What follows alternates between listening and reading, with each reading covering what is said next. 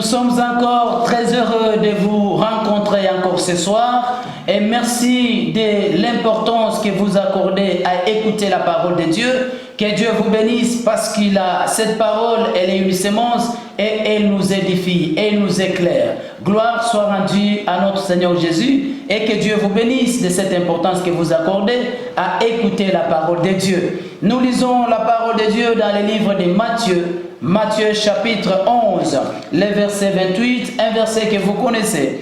La Bible dit, « Venez à moi, vous tous qui êtes fatigués et chargés, et je vous donnerai du repos. » Jésus, notre Seigneur, celui qui est venu dans le monde, mourir et donner sa vie comme rançon de plusieurs, c'est-à-dire Jésus a payé vos dettes afin que vous puissiez être rachetés par lui. La Bible parlant de lui dit, nous avons été rachetés à un grand prix. Ma soeur, mon frère, toi tel que tu as de la valeur devant le Seigneur.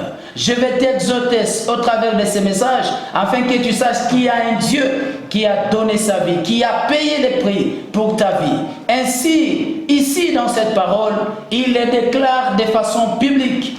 Il appelle quiconque qui est chargé, toute personne qui a un fardeau, toute personne qui est tourmentée, toute personne qui n'a pas de solution, toute personne qui est partie à gauche, à droite pour chercher des solutions idoines à ses problèmes, mais qui n'en a pas trouvé. Ici, il y a une personne qui a lancé l'appel de façon publique, de façon solennelle. Je sais dans le monde dans lequel nous sommes, il y a des gens qui peuvent, n'est-ce pas, à cause de leur puissance, à cause d'un certain rang qu'ils occupent dans la société, ils peuvent lancer des messages et vous dire, passez par moi, vous aurez ceci, faites ceci et moi je vais faire ça pour vous. Je me rappelle, la nature de l'homme est limitée. Ça me fait rappeler l'histoire du prophète Élie, alors qu'il était un homme loin de Dieu. Il avait l'onction sur lui, mais derrière lui il y avait Élisée. Élisée son serviteur, alors qu'Élie voudrait être enlevé par le Seigneur. Élisée, il lui fait une demande. Il dit, mon Seigneur, je ne veux pas te laisser, je vais te demander quelque chose. Alors Élie, avec tout son courage et toute l'onction qu'il avait, il dit, demande ce que tu veux, je vais te le donner. Mais Élisée, par surprise, il lui demande la double portion de l'onction que Élie avait. C'était pas facile. Élie a dit, la chose que tu venais de demander, c'est une chose difficile. Ça montre quelqu'un qui avait l'onction, mais de par la nature humaine, Élie était limité. Tout comme toi tu es limité, tout comme toute personne est limitée. Ça me fait rappeler également l'histoire du roi Hérode. Alors que Jean, il a prêché. Et pendant qu'il a prêché, finalement il lui a dit, parce qu'il lui a dit la vérité, de laisser la femme de son frère. Alors la Bible nous parle un jour, pendant qu'Hérode a organisé la fête, une fille, sa fille a beaucoup dansé, et pendant que sa fille a dansé, il lui a dit, est-ce que tu peux demander quelque chose? Tout ce que tu demanderas, je te donnerai, ne fût-ce qu'une partie de mon royaume, n'est-ce pas, de ma patrie. Ainsi, il en était ainsi. La fille, pendant qu'elle a dansé, et finalement elle est partie demander, qu'est-ce que je peux demander à mon roi? Sa mère lui a dit, demande la tête des gens.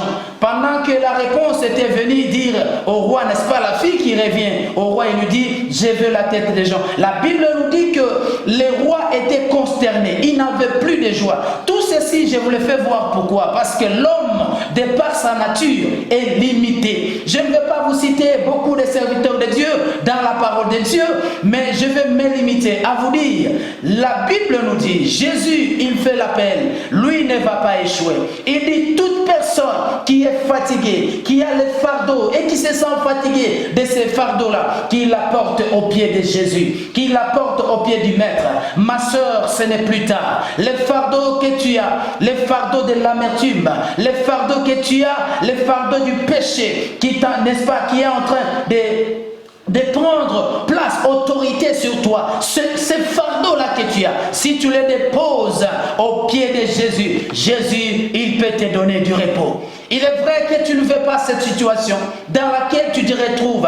Tu ne veux pas boire, mais il t'arrive que tu boives et que tu tombes toujours finalement finalement tu deviens un alcoolique. Tu es toujours dans l'état d'ivrognerie. C'est cela ta vie. Tant que tu ne l'as pas encore pris, tu te sens mal. Dieu, il peut te libérer. Jésus, il peut te libérer de cette situation. Tu n'arrives pas à stopper la calomnie. Tu n'arrives pas à t'ordonner. Tu n'arrives pas à faire les choses selon la volonté de Dieu. Tu te lamentes toi-même. Je me rappelle aussi de l'apôtre Paul, dont je ne cesserai d'en invoquer dans presque toutes les parties des prédications que nous faisons.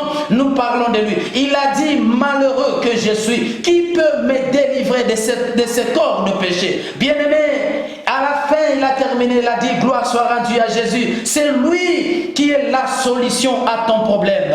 Quel que soit le fardeau, il ne faut pas aller te pendre. Il ne faut pas chercher des solutions ailleurs. Viens à Jésus. Il a une solution. Il a lancé l'appel. Il a dit, venez à moi. Vous tous qui êtes fatigués et chargés, et moi, Dieu, je vous donnerai du repos. Dans n'importe quel domaine que ce soit, dont je suis incapable, vu le nombre de temps que nous avons d'en énumérer, mais vous-même, vous savez les fardeaux qui vous accablent, qui vous attristent.